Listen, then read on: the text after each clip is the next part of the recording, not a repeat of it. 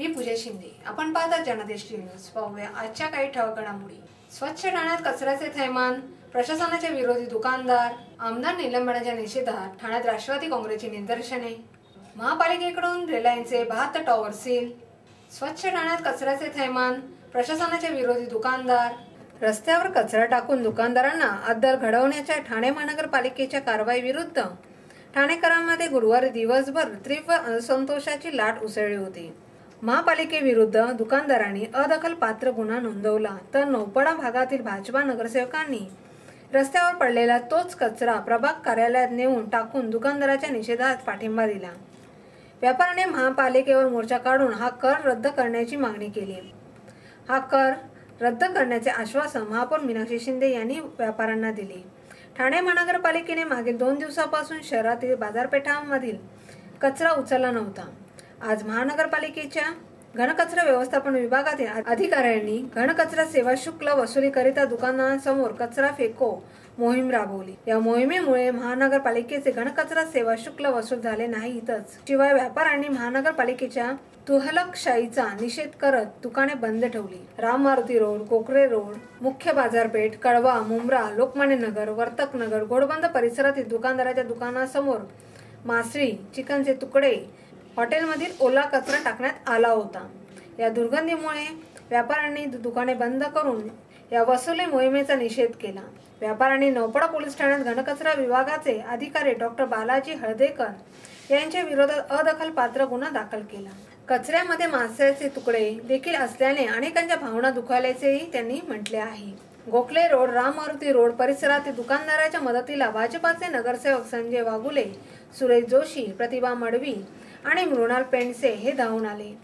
त्याने दुकानासमोर टाकलेला कचरा गोळा करून तो कचरा नौपडा प्रभाग कार्यालयासमोर पुन्हा टाकून महापालिकेच्या या कृतीचा निषेध केला। बोकडाची हाडं, कोंबडीची पिसं, कोंबड्याचे मटण, बोकडाचं मटण, मच्छी असे प्रकार कचरा टाकण्याचे सकाळी आरोग्य विभागातील कर्मचाऱ्यांनी त्या ठिकाणी केलेले आहेत आणि हे करणं योग्य नव्हतं आणि हे महानगरपालिकेने उचललेलं जे आजचं पाऊल होतं ते चुकीचं होतं।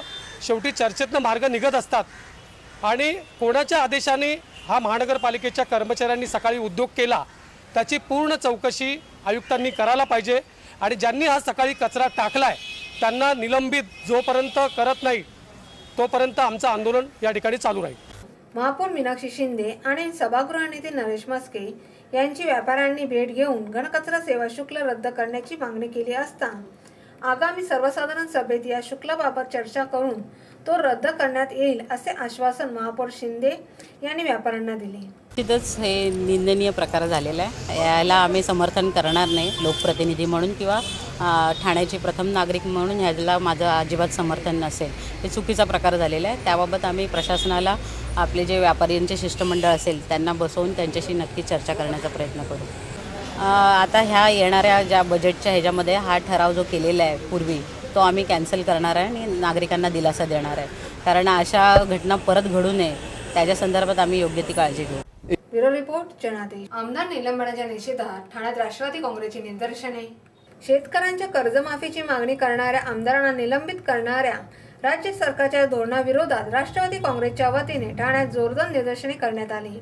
यावेळी अर्थमंत्री सुधीर मुनगंटीवार यांनी अर्थसंकल्प मांडताना केलेल्या भाषणाची ही होळी करण्यात आली। अर्थमंत्री सुधीर मुनगंटीवार यांनी शनिवारी विधानसभेत राज्याचा 2017 ते 2018 चा अर्थसंकल्प सादर केला, मात्र विरोधकांनी शेतकऱ्यांच्या कर्जमाफीशिवाय अर्थसंकल्प मांडू देणार नाही अशी ठाम भूमिका घेतली। त्यावेळी विरोधी पक्षाच्या आमदाराकडून अध्यक्षांसमोरील जागेत येऊन टाळ वाजवत शेतकऱ्यांच्या कर्जमाफीचा मुद्दा लावून धरला होता। त्यामुळे सरकारने 19 आमदारांना 9 महिन्यासाठी निलंबित केले आहे। या निलंबनाचे तीव्र पडसाद उमटण्यास बुधवारपासूनच सुरुवात झाली होती। बुधवारी ठाण्यात राष्ट्रवादी विद्यार्थी काँग्रेसच्या कार्यकर्त्यांनी निदर्शने केली होती। राष्ट्रवादीचे शहराध्यक्ष आनंद परांजपे आणि विरोधी पक्षनेते मिलिंद पाटील यांच्या नेतृत्वाखाली बाबासाहेब आंबेडकर यांच्या पुतळ्यासमोर जोरदार निदर्शने केली।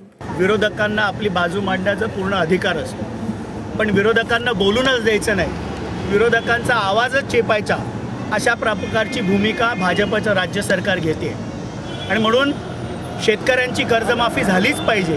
हे अत्यंत जिव्हाळ्याच्या प्रश्नावर अधिवेशन सुरू झाल्यापासून राष्ट्रवादीची भूमिका राहिलेली आहे की शेतकऱ्यांना दिलासा पहिले द्या, पण ती भूमिका ऐकून घ्यायची नाही आणि ऐकून तर घ्यायचीच नाही, ती भूमिका मांडणाऱ्या आमदारांचं निलंबन करायचं, अशा प्रकारची हिटलरशाहीची भूमिका भाजप सरकारने घेतली. 19 आमदारांचं निलंबन त्या विधिमंडळातनं भाजप सरकारने केलं. शेतकऱ्यांची कर्जमाफी झालीच पाहिजे अशा प्रकारची आमची भूमिका आहे राष्ट्रवादी पक्षाची, आणि निलंबन आमदारांचं त्वरित मागे घेतलं पाहिजे ही राष्ट्रवादीची भूमिका आहे. सातत्याने शेतकऱ्यांचा प्रश्न असेल, कामगारांचा प्रश्न असेल, आमचे नेते डॉक्टर जितेंद्र आव्हाड हे त्या विधिमंडळामध्ये संघर्षाची भूमिका मांडत असतात, पण म्हणणं ऐकून घ्यायचं नाही आणि म्हणणं ऐकून न घेता निलंबन करायचं ही भूमिका भाजप सरकारने घेतली. याचा निषेध आज राष्ट्रवादी काँग्रेस पार्टी ठाणे शहर जिल्ह्याने घेतला. राष्ट्रवादीचे सर्व नगरसेवक आणि सर्व पदाधिकारी याच्यामध्ये सामील होते आणि ज्या बजेटमध्ये शेतकऱ्यांना कुठल्याही प्रकारचा दिलासा देण्यात आला नाही त्या बजेटची प्रतिकात्मक होळी आम्ही आज इथे केली. भाजप सरकारचा निषेध आम्ही केला. आजच्यासाठी हे आंदोलन होतं. आमदारांचे निलंबन मागे घेतलेच पाहिजे, शेतकऱ्यांना कर्जमाफी मिळालीच पाहिजे, सरकारने लोकशाहीचा गळा घोटला आहे, अशा घोषणा यावेळी देण्यात आल्या. ब्युरो रिपोर्ट जनादेश. घेऊया एक छोटीशी विश्रांती. अहो, आपण आपलं घर स्वच्छ, सुंदर, नीटनेटकं ठेवतो ना, मग आपण आपल्या शहराच्या बाबतीत उदासीन का?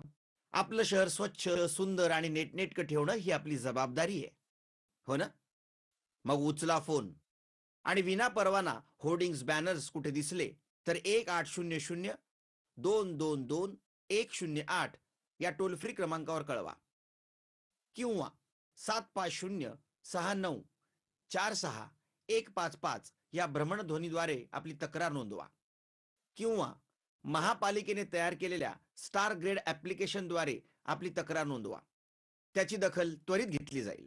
लक्षात घ्या, आपला छोटासा सहभाग आपलं शहर स्वच्छ, सुंदर आणि नेटनेटकं बनवू शकतो. जसं आपलं घर तसं आपलं ठाणे शहर. बस बस रोक दो. कितने हुए भाई साहब? सर 55 रुपये.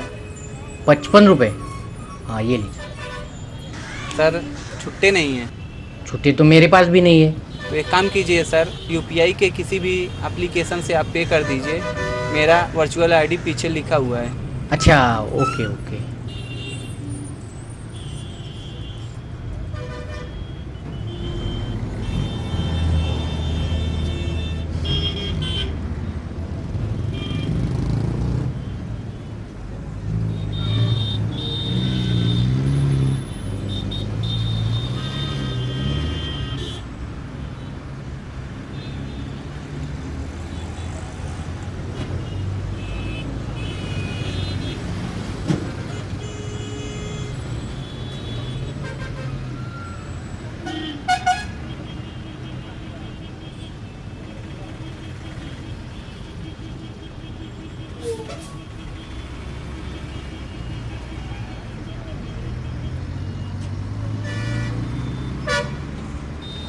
हम यूपीआई को सपोर्ट करते हैं. मेरा देश, मेरा देश, मेरा देश, मेरा देश बदल रहा है, आगे बढ़ रहा है.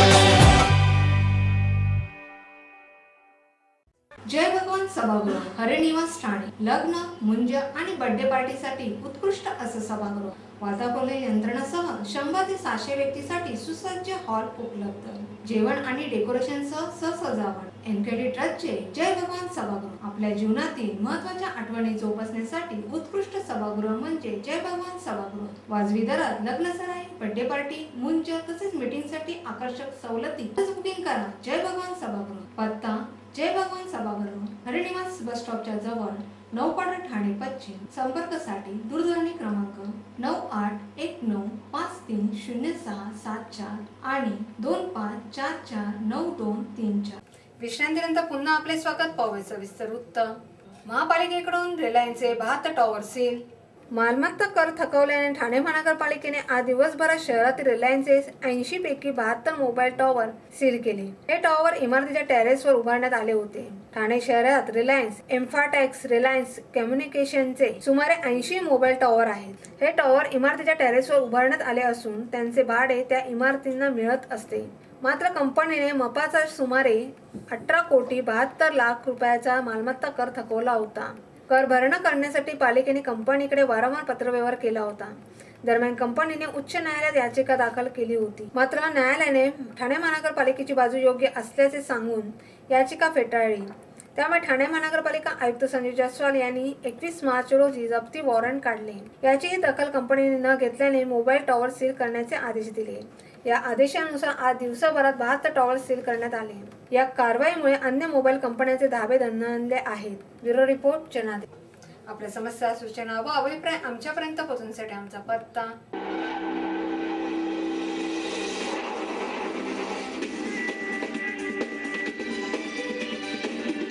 या होत्या आजच्या काही ठळक घडामोडी. पुन्हा भेटूया याच वृत्तवाहिनीवर.